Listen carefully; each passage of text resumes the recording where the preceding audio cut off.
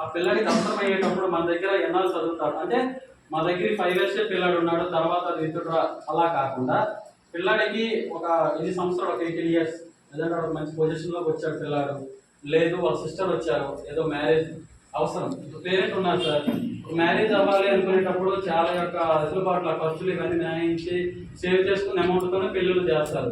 అదేవిధంగా మనకి ఇచ్చే పిల్లాడికి 5 రూపాయలు 10 రూపాయలు లేదంటే చుట్టాలు ఏదైనా సరే సరదాగా ఇచ్చిన అమౌంట్ అనేది కిడ్నీ బ్యాంకులో వేసుకుంటే అదంతా హాస్టల్లో డిపాజిట్ చేసుకుంటే మన ఎమర్జెన్సీ పర్పస్లో అవసరం అవుతుంది. ఒకసారి అవసరమైనప్పుడు 1000 రూపాయలు కూడా ఉండవు మన చేతిలో, మనం లక్షలు క్యారీ చేయొచ్చు, బట్ అవసరానికి 1000 రూపాయలు కూడా ఆ సమయానికి దొరకవు. అలాంటప్పుడు ఇలాంటి సేవ్ చేసుకునే మనీ పిల్లాడు మనీ మనకి సేవ్ అయ్యేటప్పుడు అదొక హ్యాపీనెస్ ఉంటుంది కదా సార్, పిల్లాడికి హ్యాపీనెస్ ఉంటుంది. అందుకోసం అని చెప్పేసి స్నాక్స్ ఇంకా ఇతరత్ర ఫుడ్స్ కానీ లేదంటే వేరే ఇతర వాటికి బానిస అవ్వకుండా ఉండకుండా ఉండాలి అంటే మనం ఎంత కొంత పిల్లాడికి నేర్పించాలి. కాబట్టి ఆ బాధ్యత కూడా పిల్లలకి కూడా కిడ్నీ బ్యాంక్ అనేది ఓపెన్ చేస్తాం. మంత్లీ అనేది అది కీ ఒకటి ఇస్తాం సార్, కీ అనేది పిల్లడి దగ్గర ఉంటుంది స్కూల్లో. పిల్లాడి అని చెప్పేసి అక్కడ కోట్ పెట్టేసి ఉంచేస్తాం ఎంతమంది పిల్లలు ఉన్నారు, లేదంటే పిల్లలతో క్యారీ చేపిస్తాం, లేదంటే ఇంటి దగ్గర ఉంటాయి. అంటే దానికి ప్రత్యేకించి ఒక ప్లాన్ వేసుకున్నాం. ప్రతిరోజు కూడా మీరు ఎంతైతే పిల్లాడిని ఇవ్వాలి అనుకుంటున్నారు ఎక్స్ట్రా మనీ పాకెట్ మనీ అని ఇస్తారు. పిల్లాడు ఏం చేస్తాడు, వాడికి అవసరమైతే 10 రూపాయలు 5 రూపాయలు అవసరమై ఉంటుంది, బట్ మిగతా 5 రూపాయలు అటు సేవ్ చేసుకోవాలి. బట్ వాడు ఏం చేస్తాడు, పక్కవాడు చూసి 5 రూపాయలు కూడా ఖర్చు పెట్టేస్తాడు. అలా 10 రూపాయలు కూడా ఖర్చు పెట్టకుండా 10 రూపాయలు వాడికి అవసరమైన విధంగా వాడికి ఏదో ఫుడ్ తీసుకోవాలి కాబట్టి 2 రూపాయలు 3 రూపాయలు ఫుడ్ అనేది తీసుకుంటాడు. మిగతా 7 రూపీస్ అనేది ఆ కిడ్నీ బ్యాంక్లో సేవ్ చేసుకుంటాడు. సేవింగ్ అనేది ఇప్పుడు నుండే నేర్పిస్తాం. అది కూడా అవసరమే కదా సార్, అమౌంట్ సార్, మీ అమౌంట్ ఇప్పుడు స్నాక్స్ అనేది 5 రూపాయలు అవుతుంది, పే చేయాలి. అది కూడా మీ యొక్క అభిప్రాయం మేరకే. ఓకే, చాక్లెట్స్ కాకుండా మీరే ఇంటి దగ్గర నుండి ఫ్రూట్స్ పంపించవచ్చు. ఒకవేళ పిల్లవాడు ఫ్రూట్ కాకుండా ఏదైనా జంక్ ఫుడ్ తీసుకున్నాడు అనుకోండి, ఆ ప్లేస్ మీద రీప్లేస్ చేస్తాం అంతే. అదే తప్ప మీరు తెచ్చిన ఫుడ్ పక్కన పెట్టి మీ మీద ఇవ్వడం అలా ఉండదు. పిల్లవాడు ఏ రోజైనా సరే జంక్ ఫుడ్ తెస్తే అది పక్కన పెట్టి మేము ఇస్తాం ఫుడ్, అది కూడా అమౌంట్ పే చేయాల్సి ఉంటుంది. ప్రతిరోజు పిల్లాడు ఏ రోజైనా తీసుకొని ఆ ఒక స్నాక్స్ టైంలో అది వాడికి అవసరమైతేనే తీసుకుంటాడు, లేదంటే అందులో బలవంతం ఏం లేదు. అది కూడా మీ ఇష్టం మేరకే. మీరు ఓకే సార్ ఇదేదో బాగుంది చెయ్యండి అంటేనే చేస్తాం, లేదు సార్ నాకు వద్దు అనుకుంటే ఆపేస్తాం. అది మీరు వేరు కాదు సార్, అందరం ఒకటే ముందుకు వెళ్ళాలి. మీరు ఓకే అంటేనే అది ప్లాన్ చేస్తాం. ప్రతిరోజు కూడా అలా చేద్దామని పిల్లవాడు సేవ్ చేసుకోవాలి. ఆ నెలకి లేదంటే మీ ఇంటి దగ్గర కూరగాయలు లేవు అప్పుడు తీస్తామంటే ఊరుకోం. ఆ పిల్లడికి ఏదైనా అవసరం ఉంటుంది, ఏదో ఒక వస్తువు ఆ కిడ్నీ బ్యాంక్ లాక్ అనేది మా దగ్గర ఉంచుకుంటాం.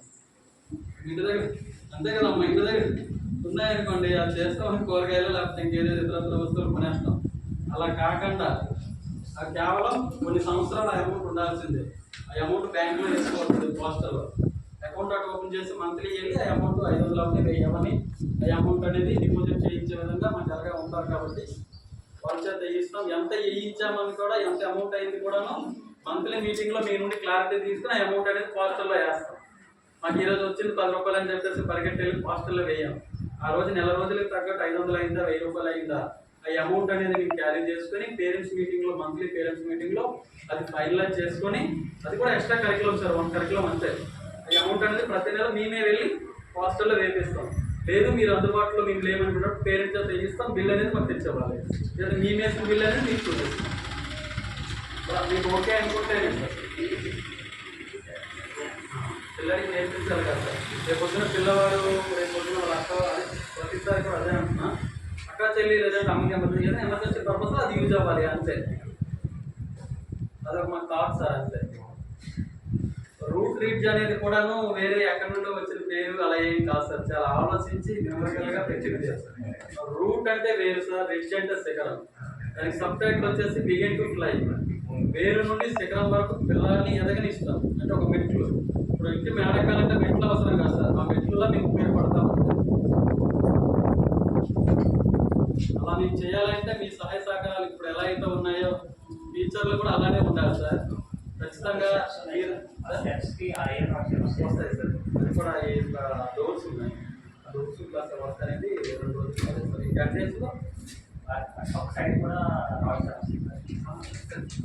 పిల్లడు అలాగే వెళ్ళి ముందుకి తూపుకోగాడు కదండి. వస్తాయి సార్, సేఫ్టీ రాడ్స్ అనేది వస్తాయి సార్. మళ్ళీ మనం మీటింగ్ పెట్టేసరికి ఇంకేది కూడా పెండింగ్ ఉంటుంది సార్, దగ్గర చేసుకుంటాను.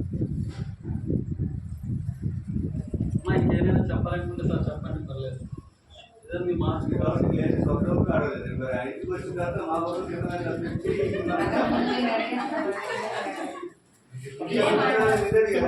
ఒకసారి నా సెల్ఫ్ ఇంట్రడక్షన్ ఏంటంటే నేను బిఏ బిఏడి అమ్మా, తెలుగు లిటరేచర్, స్పెషలైజ్ వచ్చి తెలుగే అని. ప్లస్ వచ్చేసి నేను నారాయణలో కార్పొరేట్ స్కూల్ నారాయణలో 7 years వర్క్ చేశాను అమ్మా. పెద్దిపాలెంలో వైజాగ్లో 3 years చేశాను, 5 years పలాస నారాయణలో వర్క్ చేశాను. అక్కడ నుండి స్టార్ట్ అయిన మేడం గారు మేము అందరం ఆలోచించి లోకల్లో స్కూల్ లేదు కదా, మన టాప్ అనేది వెళ్తే లక్ష్యాలు చేస్తే బాగుంటాయి కదా అనే ఉద్దేశంతో స్కూల్ అనేది స్టార్ట్ చేయడం జరిగింది. పలాస కాశీకి ఇక్కడికి డిఫరెన్స్ అనేది మీరే ముందుగా చూస్తారు, ఎందుకంటే బెటర్గానే ప్లాన్ చేస్తారు. అది కూడా తక్కువ ఫీజుతోనే ఎడ్యుకేషన్ అనేది ఇవ్వాలనుకుంటున్నాం అన్నమాట. అది కూడా అకాడమిక్స్ పరంగా ట్రైనర్ ఉంటారు, బుక్స్ పరంగా ట్రైనర్ ఉంటారు. ప్రతిరోజు నేను కేవలం మానిటరింగ్ చేస్తాను, పిల్లవాడి పట్ల టీచర్ పట్ల వాళ్ళు ఎలా చెప్తున్నారు, ఏం చెప్తున్నారు. ప్రతిరోజు టీచర్ నుండి ఫీడ్బ్యాక్ తీసుకుంటాను. ఒక 1 letter కూడా 1 word కూడా మిస్టేక్ లేకుండా కూడా చూసుకునే బాధ్యత నాది. ఇప్పుడు మనం ఏదో ఒక బుక్ ఇస్తామమ్మా, కూడా రాయాలి, బట్ అక్కడ ఒక లెటర్ అనేది మిస్ అయి ఉంటుంది. టీచర్ అనే వాళ్ళు గుర్తించాలి, లెటర్ ఏదైతే మిస్టేక్ అయితే గుర్తించాలి, లేదు వాళ్ళు